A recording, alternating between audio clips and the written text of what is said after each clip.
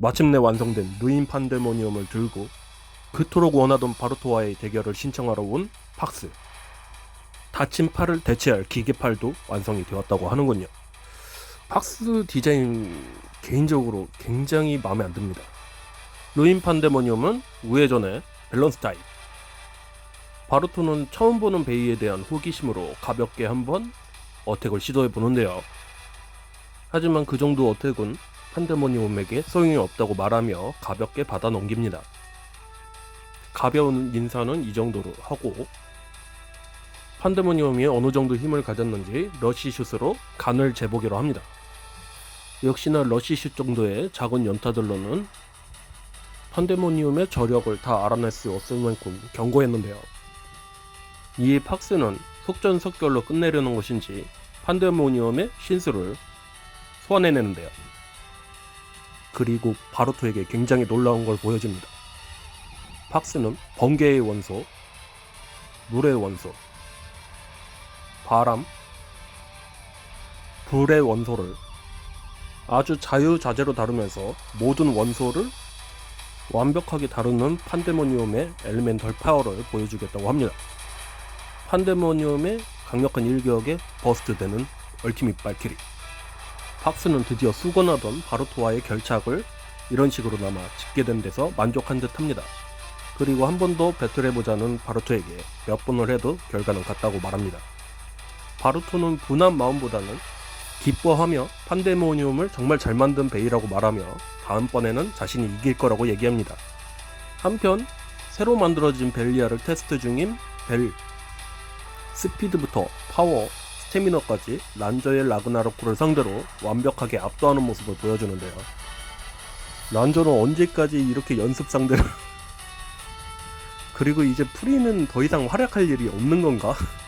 이제 벨이 마무리 지을 분위기가 들죠. 그러면 쿼드라, 그러니까 프리는 왜 등장시킨 거야 도대체? 어찌되었든 압도적인 힘으로 라그나로크를 버스트 시키며 새로 진화한 데스티니 벨파이어의 성능을 확인한 벨. 모두들 굉장히 만족스러운 표정인데요. 벨은 이 정도 성능이라면 지금 당장 아이가와 붙어도 손색이 없을 거라고 판단합니다. 프리까지 나서서 새로운 벨리알과 배틀하고 싶다고 하던 찰나 한나가 바루토와 팍스의 비공식 배틀 영상을 들고 왔는데요. 프리는 놀라기보다는 오빠가 드디어 그토록 원했던 궁극의 엘리멘탈 베이를 만드는 데 성공했다고 말합니다. 한편 아이가에게 전화 한 통이 걸려오는데요. 통화 내용은 팍스가 아이가와 배틀하고 싶어 한다는 것입니다. 그 소식을 듣고 한다름에 팍스가 있는 곳으로 달려가는 벨 일행. 프리는 판도라를 처음 만들 때 팍스가 했던 얘기를 떠올립니다. 번개, 불, 물, 바람을 각각 구현할 수 있는 베일을 만들 것이고 판도라라고 이름을 붙일 것이라고 했습니다. 그리고 궁극적으로 4가지 요소를 모두 합친 완벽한 베일을 판데모니움이라고 이름 붙일 것이라고 했는데요. 도전은 아이가가 받았는데 빨리 판데모니움과 싸우고 싶어서 근질근질한 벨. 역시나 경기장에 도착하자마자 팍스에게 먼저 한다름에 달려갑니다. 그대로 팍스에게 달려가서 아이가와의 선약 따위는 무시한 채 바로 배틀을 하자고 조르는데 팍스는 보채지 않아도 자신이 만든 판도라를 차례차례 쓰러뜨린 그 대가를 치르게 해주겠다고 하는데요. 그리고 뒤이어 쫓아온 아이가와 일행들에 의해서 벨은 저지당하고 경기를 하지 못하게 됩니다. 팍스는 여기서 이렇게 서두르지 않아도 아이가 다음은 벨 차례가 될 것이라며 다음 경기를 기약하는데요. 이렇게 벨로 인해서 잠시 소동이 있었지만 예정대로 아이가와의 배틀을 치르기로 한 팍스. 바루토가 동경의 대상이었던 것과 다르게 아이가는 프리와의 일도 있고 여러가지로 안 입고 온 상대죠. 한편 옛날 일을 회상하는 팍스. 한창 전성기를 구가하고 있을 때 팔을 쓰지 못하게 되어서 서러웠던 지난 날을 떠올려보며 그대로 베일을 포기할 순 없었는지 고대 문헌에서 원소에 대한 내용을 조사하기 시작했고 이때까지는 순수한 의도로 프리와 베일을 만들며 프리를 세계 정상의 블레이더로 만들고 싶었던 것 같습니다. 하지만 그 집착들이 프리를 올감했고 그 속박에서 벗어나게 만든 아이가가 용납이 되지 않는 거겠죠. 한편 중계진을 통해서 팍스가 바루토와 슈 세대의 엄청난 유망주였다는 소식을 전합니다. 바루토를 포함해서 세계의 모든 관중 역시 그런 팍스를 향해 기대의 눈빛을 보내고 있는데요.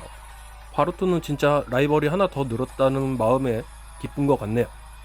팍스가 아이가에게 적개심을 표현하는 이유는 또 하나 있었는데, 바루토에 대한 마음은 같은 세대로서 정상을 차지한 데에 대한 존경심이지만 아이가에 대한 적개심은 그런 바루토를 이기고 챔피언 벨트를 가져간 데에 대한 질투심이죠. 같은 밸런스 타입인 판데모니온과 아킬레스, 일단 공격력 부분은 비슷한 모양이군요. 이때 바람의 원소를 이용해서 트위스터 판도라와 같은 방어력을 보여주는 판데모니온, 바람의 장벽을 이용해서 아킬레스의 연타를 모두 차단해냅니다. 이 모습을 보고 모두들 판데모니엄은 판도라가 할 수 있는 모든 걸 다 할 수 있지 않을까 하고 직감합니다. 판데모니엄의 출중한 방어력은 보여줬고, 이번에는 번개의 엘리멘탈을 이용해서 라이트닝 판도라와 같은 엄청난 질주를 보여주는 판데모니엄, 가속 포인트를 역행하고도 엄청난 질주 속도를 보여주며 공격력을 과시한 판데모니엄은 물의 원소를 이용해서 다시 한번 어택을 시도합니다. 공중으로 치솟은 아킬레스는 무방비 상태가 되는데요. 이때 아이가의 전매 특허인 네가 그렇게 나올 줄 알고 있었어 라는 말을 하며 아킬레스를 소환하는데요. 그대로 공중에 뜬 채로 아킬레스를 소환해서 하강 공격을 시도하는 아이가. 다이브 계열 필살기도 아이가의 전매 특허죠. 하지만 팍스도 거기에 예상했다는 듯이 보란듯이 아킬레스의 공격을 맞받아칩니다. 이 기계팔은 슛 쏠 때만 쓰는 게 아니라 무슨 원소의 힘 보관장치 같은 건가? 그리고 두 베이의 격돌에 장내는 엄청난 충격파에 휩싸이고 그 힘의 전자기기들도 약간 오류를 일으키는 정도가 되는데요.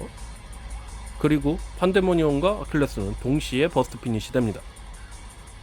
심판의 판독 결과는 드로우가 나올 거라고 생각지도 못했던 아이가와 팍스는 분한 표정을 짓는데요. 서로 의견이 분분한 와중에 아이가의 승리를 예상한 벨은 적잖이 당황을 했고, 바루토 같은 경우는 팍스의 대응력이 결코 아이가에게 뒤지지 않았다고 말합니다. 한편 경기를 중단시키는 와키아, 자신이 구상 중이던 토너먼트가 있는데 팍스도 참가해서 정식적으로 이런 비공식 경기가 아닌 공식 경기로서 아이가와 결착을 짓는 게 더 좋지 않느냐는 제안을 합니다. 그리고 이 경기에 헤즈브로 발키리를 만들어 온 바루토도 참가하기로 하는데요. 공식전에서 바루토와 아이가를 다 상대해 볼 수 있다면 팍스에게 좋은 기회이기도 하죠. 그리고 프리는 남매로서 그리고 허드라라는 속박에서 벗어난 블레이더의 한 사람으로서 팍스를 꼭 이기고 싶다고 말을 하는데요. 이렇게 이번 화는 마무리가 됩니다.